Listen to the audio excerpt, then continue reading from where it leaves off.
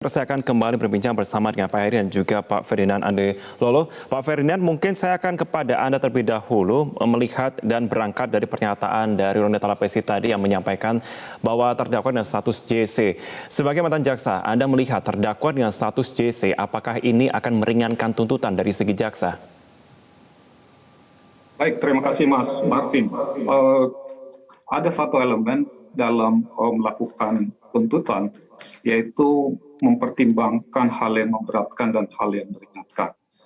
Salah satu hal yang meringankan itu adalah adanya kerjasama atau penjelasan terus terang daripada terdakwa. Karena jaksa ketika masuk di dalam persidangan itu selalu didasarkan pada asumsi bahwa terdakwa itu tidak akan kooperatif. Oleh karena itu, ketika terdakwa kooperatif itu akan dihitung sebagai bonus buat jaksa. Jadi seandainya pun Richard Eliezer tidak kooperatif, itu tidak akan jadi masalah buat jaksa untuk membuktikan karena ada alat bukti dan barang bukti yang lain.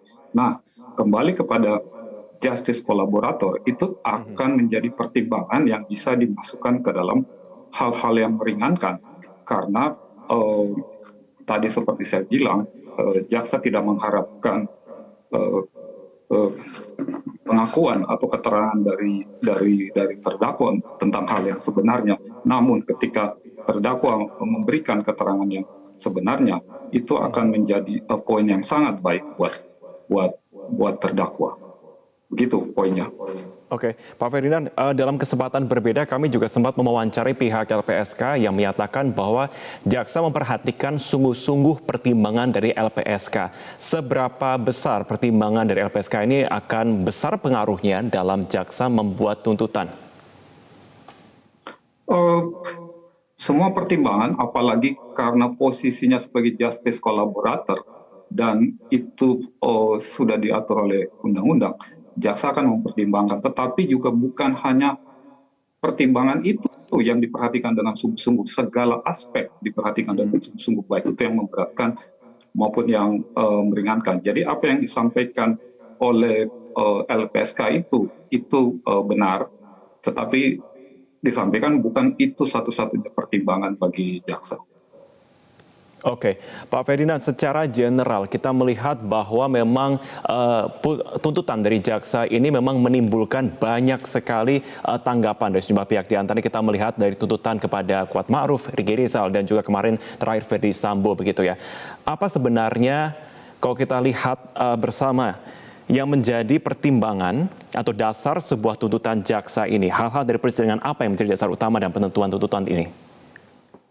Jadi kalau jaksa akan menuntut itu berdasarkan apa yang namanya rencana tuntutan, apa istilahnya biasanya disingkat oleh para jaksa itu RENTU. Nah, rencana tuntutan itu ada 4 elemen di dalam rencana tuntutan itu. Yang pertama itu adalah dakwaan, karena kita melihat misalnya kasus Verdi Sambo itu ada 6 lapis dakwaan yang disiapkan oleh jaksa, tapi kemudian di dalam rencana tuntutan itu hanya 2 yang dimasukkan, yaitu kejahatan terhadap nyawa, dalam hal ini adalah pembunuhan berencana 340, dan kemudian kejahatan terhadap barang atau properti yang istilahnya masyarakat bilang itu adalah obstruction of justice, itu pasal 33 Junto 49 ketika merusak CCTV. Jadi dari 6 itu 2 yang dijadikan rencana tuntutan. Lalu kemudian elemen yang lain itu adalah jaksa juga akan mempertimbangkan apa yang namanya rasa keadilan masyarakat. Karena pekerjaan jaksa di dalam ruang sidang itu bukan pekerjaan di dalam ruang vakum. Juga harus memperhatikan yang namanya aspek rasa keadilan masyarakat. Kemudian yang keempat, tadi yang pertama adalah fakta persidangan, kemudian kedua dakwaan, diambil 2 dakwaan, kemudian rasa keadilan masyarakat, adalah faktor yang memberatkan dan meringankan. Itu yang menentukan rentang tuntutan jaksa yang dimintakan kepada hakim, dan yang terakhir adalah kebijakan penuntutan, karena jaksa tidak bekerja sebagai tim tersendiri atau independen di dalam ruang sidang, tetapi harus juga melaporkan dan mendengarkan pertimbangan pimpinan terhadap fakta-fakta persidangan. Oke, Pak Ferdinand, satu hal yang juga disorot oleh masyarakat terkait dengan hal meringankan adalah berkelakuan baik ya. Kita melihat ada perbedaan cukup kontras di sini, termasuk juga tadi pernyataan dari Ronald Talipasi yang menyatakan bahwa Eliezer itu dinilai berkelakuan baik sama persidangan, mau bekerja sama pada waktu penyidikan, dan itu pula yang diharapkan itu bisa meringankan dalam sidang kali ini ya. Nah, atau tuntutan kali ini. Sementara kita lihat bersama dibandingkan, Kuat dan juga Rigi pun juga mendapatkan hal peringanan karena berkelakuan baik. Tetapi kita melihat kontras. Ferdy Sambo di sini dikatakan bahwa tidak ada hal yang meringankan. Nah, apa dasar kemudian yang bisa menjadi penentu jaksa bisa memberikan keringanan dari kelakuan baik? Baik, sebenarnya itu semua akan terkait yang juga dengan upaya pembuktian.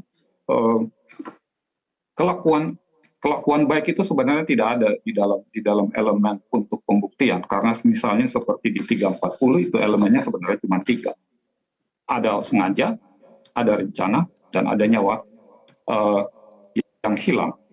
Kelakuan baik itu sebenarnya hanya untuk menentukan rentang hukuman.